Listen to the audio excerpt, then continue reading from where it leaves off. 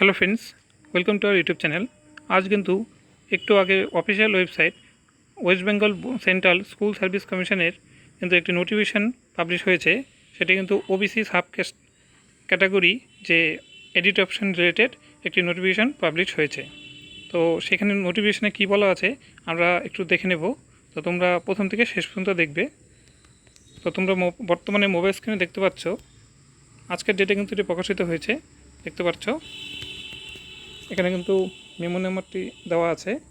এখানে দেখতে পাচ্ছ যে সাবজেক্টে রয়েছে regarding edit option for updating OBC sub category unreserved category details for the candidates of second SLST assistant teacher 2025 classes 11 and 12। এরপর দেখতে পাচ্ছ এখানে রয়েছে this is to notify all concerned in second SLST assistant teacher 2025 for classes 11 and 12 that in the view of memo নম্বরটা দেওয়া আছে এখানে দেখতে পাচ্ছ, যেটা কিনা 7 তারিখ পাবলিশ হয়েছিল।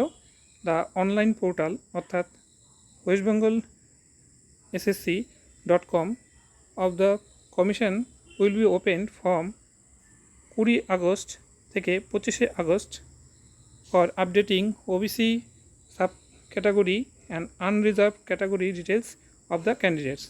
অর্থাৎ এখানে সবাইকে বলা হচ্ছে যারা তোমরা সেকেন্ড এসএলএসটির যে পরীক্ষা দিয়েছিলে 11-12-এর জন্য, তাদেরকে কিন্তু বলা হচ্ছে যে 20 তারিখ থেকে 20 আগস্ট থেকে 25 আগস্ট অফিসিয়াল ওয়েবসাইট অর্থাৎ ওয়েস্ট বেঙ্গল SSC.com নিয়ে কিন্তু একটি পোর্টাল খোলা হবে ওবিসি আপডেটের সাবকাস্ট আপডেট এর বা আনরিজার্ভ ক্যাটাগরি দেওয়ার জন্য।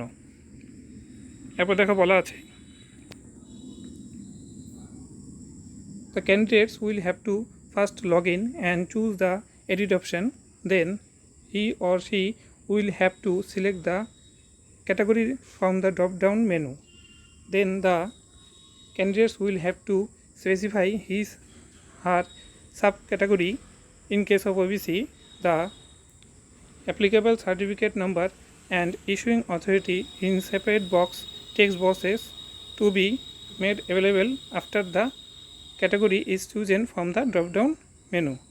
অর্থাৎ এখানে বলা আছে ক্যান্ডিডেটসদের প্রথমে ফার্স্ট লগ ইন করে নিতে হবে এবং এডিট অপশানে ক্লিক করতে হবে এবং তারপর তাদেরকে ড্রপডাউন থেকে তাদের ক্যাটাগরি সিলেক্ট করে নিতে হবে এবং তাদের ক্ষেত্রে তাদের যে সাবকাস্ট রয়েছে ওবিসির ক্ষেত্রে সেটাকে চুজ করতে হবে এবং অ্যাপ্লিকেবল যে সার্টিফিকেট নাম্বার এবং ইস্যুইং অথরিটি সেটা একটি সেপারেট বক্সে অ্যাভেলেবেল থাকবে, সেখানে দিতে বলেছে চুজের ওবিসির যে সাবকাস্ট সেটা চুজ করার পর সেটা অ্যাভেলেবেল পাওয়া যাবে। এরপর দেখো এখানে বলা আছে if any candidate fails to maintain their OBC sub category details within the stipulated time, মানে 25 তারিখের মধ্যে, his or her candidature shall automatically be treated under the unreserved general category. No further representations or extension request will be entertained under any circumstances.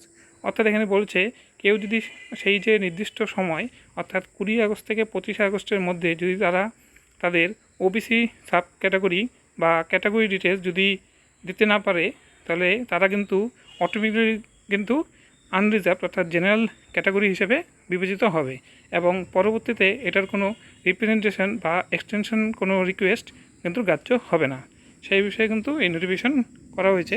তো এই নোটিফিকেশানের প্রত্যেকটি তথ্য নিয়ে আমরা কিন্তু আলোচনা করলাম। তো তোমাদের ভিডিওটি কেমন লাগলো তোমরা অবশ্যই কমেন্ট বক্সে জানাতে পারো। আর এই বিষয় নিয়ে তোমাদের কি মতামত 7% নিয়ে ওবিসি রিজার্ভেশন এটা নিয়ে তোমরা জানাতে পারো। আর যদি ভিডিওটি ভালো লেগে থাকে ভিডিওটিকে লাইক করতে পারো, শেয়ার করতে পারো আর এরকম আপডেট পাওয়ার জন্য আমাদের চ্যানেলটিকে সাবস্ক্রাইব করে রাখতে পারো। তো আজ এ পর্যন্তই, দেখা হচ্ছে পরের ভিডিওতে। Thanks for watching.